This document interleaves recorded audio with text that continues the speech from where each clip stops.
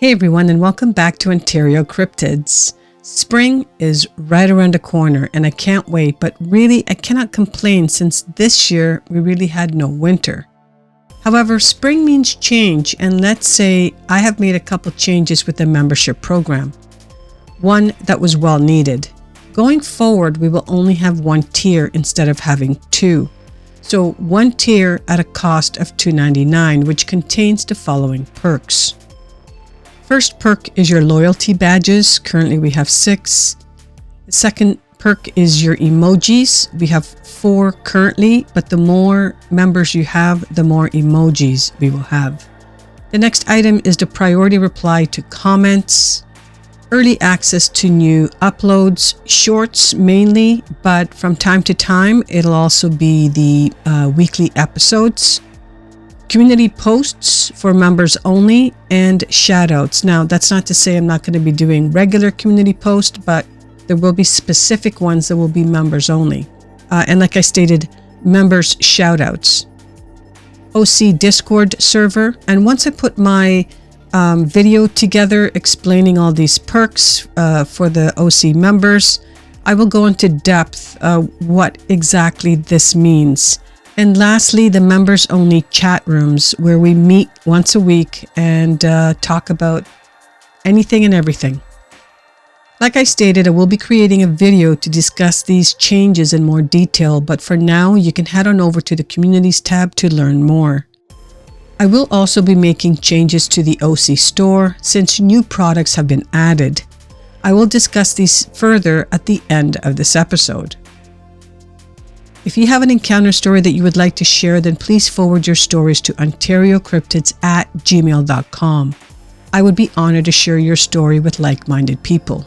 Now sit back and relax as we begin with today's episode.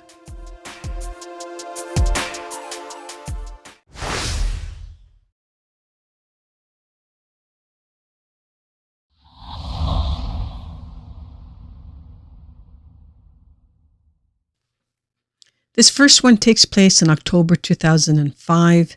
We're going to be heading to Lamar County, Texas, and the closest town or city is Paris.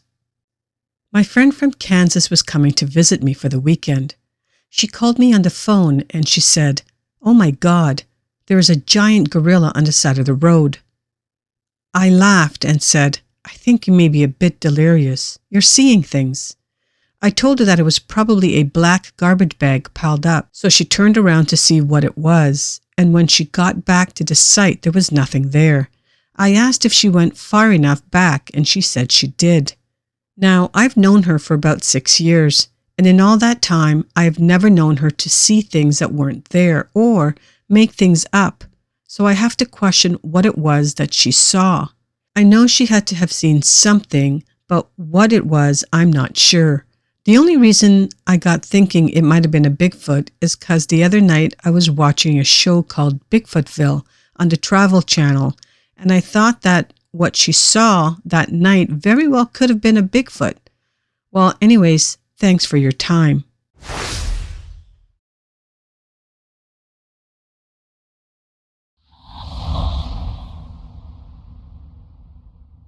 This next one takes place on April the 26th in 2023. We're going to be heading to Jackson County, Wisconsin, and the nearest town is Black River Falls. I was driving home from work back into Black River Falls. It was around 12:40 a.m., right before the road divides into 4-lane highway. I saw a tall black figure standing in the opposite lane from me. I only saw it for a split second and didn't think much of it and brushed it off as my eyes playing tricks on me. I didn't see eyes shine as though it was facing away from my van towards the southeast as I drove past. I messaged a co-worker who had left about 15 minutes earlier than I did. He mentioned he saw a deer flying across the road in the same spot going southeast. Looked like it was fleeing from something. I told him about what I saw. I still don't know what it was. I wish I had seen more of it than a glance at the edge of my headlights. It was tall and dark, one solid color. The way it was headed is down a steep embankment, and then it is forest. The prison is over there too, but Jackson County has a lot of state forest. There wouldn't be people out and about on foot at that time of night, as we do have wolf packs here as well. The eastern half of the county is all forest.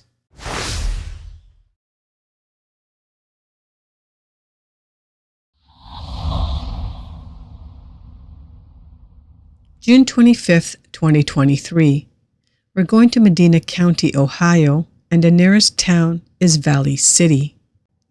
Hello, I'm writing for my mother as she is not very good with a laptop. They live in Valley City, Ohio. She saw something last night that has really scared her and didn't know who she could ask about it. Here's a little background. Over the past couple of months, they have heard deep growls off and on, but have never seen anything. They live in the country with a river and woods across the road, both in front and behind the house. They never go outside at night unless they can help it because it just doesn't seem right out. Sort of like they are being watched. Then this morning about 3 a.m., my mom was in the kitchen making coffee and looked out the large window on the side of the house and saw yellow eyes looking in at her.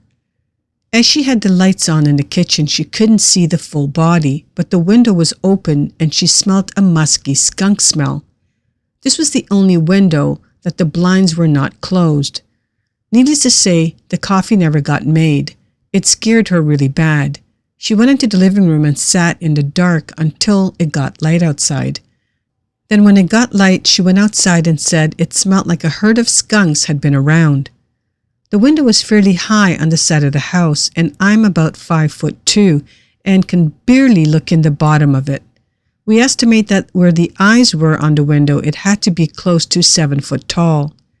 She said that her iris flowers and some other plants were smashed down under the window, and all the corn for her squirrels were missing. She couldn't see any tracks because of the plants and the ground was dry. They had also heard something really large walking around sometimes during the late night. We are not aware of any bears in the area.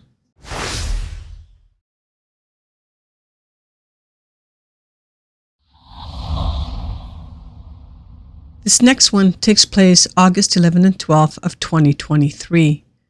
We're heading to Clackamas County, Oregon, and the nearest town is Ripplebrook. The weekend of August 12, 2023, I backpacked around Timothy Lake in Oregon. I took it easy and did it over the course of a few days and nights. I do not sleep great in a tent and I wake up periodically when I roll over. Both nights, I happened to wake up like this around 3 a.m. and both nights I heard this crazy howl yell coming from the other side of the lake. It sounded like it was coming from really far away. The calls repeated almost identically for what seemed like several minutes. It almost sounded like some sort of an alarm or something, except that when it was nearing the end of the yelling each time, the howls stopped sounding so identical and began ending in a sort of a guttural yell. I could definitely hear vocal cords. I just lay in my tent in amazement. It had to have been insanely loud to be coming from such a distance. Then on the second night, immediately after the howl yells ended, just to the south of me, and not terribly far away, I heard the surrounding crack of clear wood knocks. I'm still kicking myself every day for not trying to find my phone to record it. For some reason, I felt like if I moved, it would stop. Once I got home, I looked up the map of Timothy and tried to figure out what direction the calls were coming from. The weird thing is that both nights it sounded like it was coming from the opposite side of the lake from where I was. I was wondering at the time if it might have been some Bigfoot hunters out there doing their thing, but it seemed weird that they would call from such different and far-flung vantage points each night. I also noted the following. I did clearly hear something get into the lake right outside my tent the first morning. It caught a fish and got out of the water. I heard the fish flapping against the water as it was pulled out, and I clearly heard water dripping off fur after it got out of the water. The lake was probably no more than 15 feet from me, and when it got out, it was probably something like 20 to 30 feet away. It stood there for a bit. and when I rolled over on my loud ultralight pad, I heard it ran off. It was really early in the morning, just as it was starting to be light out. I looked for tracks when I got up and I couldn't find anything. It was possibly just a bear or something, but the water where it was in front of my tent was something like 4 to 5 feet deep, at least, so I do not know what it was. I hope you all enjoyed these encounters today. The roadside sighting are pretty common. The yellow-eyed encounters was interesting, having something peeking in your window. It reminded me of Angel's dogman encounter she has had out in eastern Canada. The solo female backpacker, well, all I can say is it takes a certain individual, let alone a female, to adventure out for days in the forest alone. Wow, that takes courage. Now, I would like to take the time to thank the current OC members, and I would like to add that due to the recent changes, the previous members were all removed and reimbursed for their current month's payment. If you want to learn more about the OC membership program, please head on over to the Communities tab on my channel to learn more. The current members are Elizabeth and Jim. Thank you so much for rejoining, and I can't wait to chat with you both on Monday. If these stories reminded you of an encounter that you may have had and would like to share them, please forward your stories to OntarioCryptids@gmail.com. I would be honored to share your story on this channel. Thank you for listening until the end. I truly appreciate it.